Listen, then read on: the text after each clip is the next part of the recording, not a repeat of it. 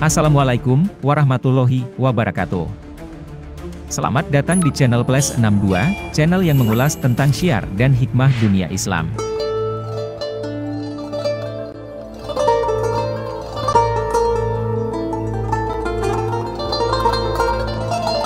Tahukah kalian siapa sang penakluk Konstantinopel yang sangat terkenal? Ya, dia adalah Muhammad Al-Fatih yang dijuluki sang penakluk kota Konstantinopel. Muhammad Al-Fatih lahir dengan nama asli Mehmed bin Murad.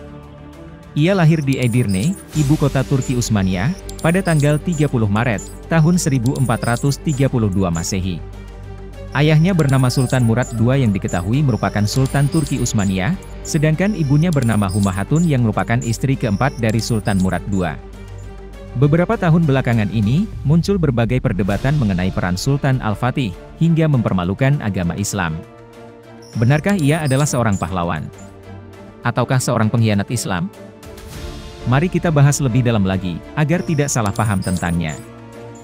Sejarah mencatat, Sultan Al-Fatih merupakan sosok yang berhasil menaklukkan Konstantinopel, sebuah kota yang dianggap tidak mungkin bisa ditaklukkan pada masa itu. Hingga setelah masa penaklukannya, Islam menjadi agama yang sangat dihormati di Eropa. Namun, ada beberapa kalangan menilai, Sultan Al-Fatih sebagai pengkhianat. Sebab, ada beberapa tindakan yang dinilai sangat berlebihan dan melanggar perjanjian setelah menaklukkan kota tersebut. Benarkah? Sultan Al-Fatih terkenal karena sifatnya yang lembut dan toleran terhadap perbedaan keyakinan setelah menaklukkan Konstantinopel.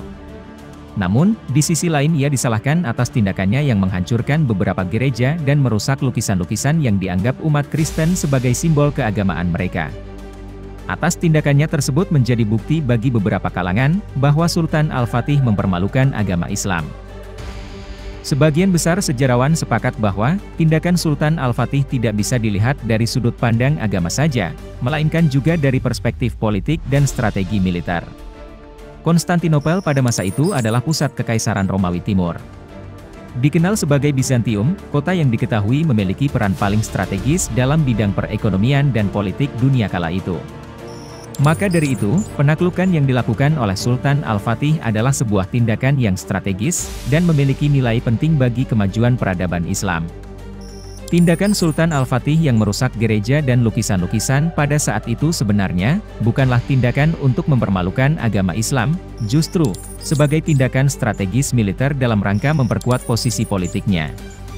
Jika dikatakan tindakannya mempermalukan agama, dan tidak mementingkan syariat Islam, maka pada saat itu, ia akan berlaku dengan tidak adil terhadap umat Kristen, tidak akan memberikan hak-hak keagamaan yang sama terhadap umat Kristen, dan bahkan, mungkin saja ia akan mengusir seluruh umat Kristen dari Konstantinopel setelah masa penaklukan. Pada kesimpulannya, Sultan Al-Fatih bukanlah pengkhianat melainkan seorang pahlawan Islam, yang berhasil menaklukkan Konstantinopel demi memperkuat posisi politik Islam pada masa itu.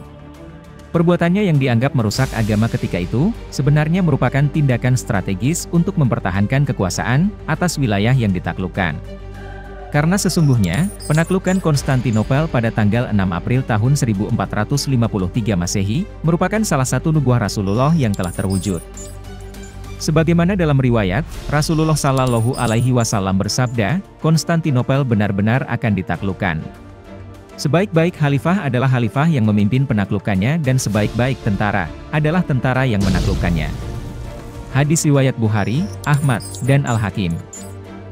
Sultan Al-Fatih adalah pahlawan Islam sebagaimana yang dinubuahkan Rasulullah. Mengenai beberapa pendapat yang menyalahkannya, merupakan tuduhan yang tidak diakui kebenarannya. Semoga video ini dapat membantu memberi Anda pemahaman yang lebih dalam mengenai Sultan Al-Fatih, salah satu sosok inspirator terbaik bagi umat Islam. Terima kasih telah menonton, sampai jumpa di video selanjutnya. Wassalamualaikum warahmatullahi wabarakatuh.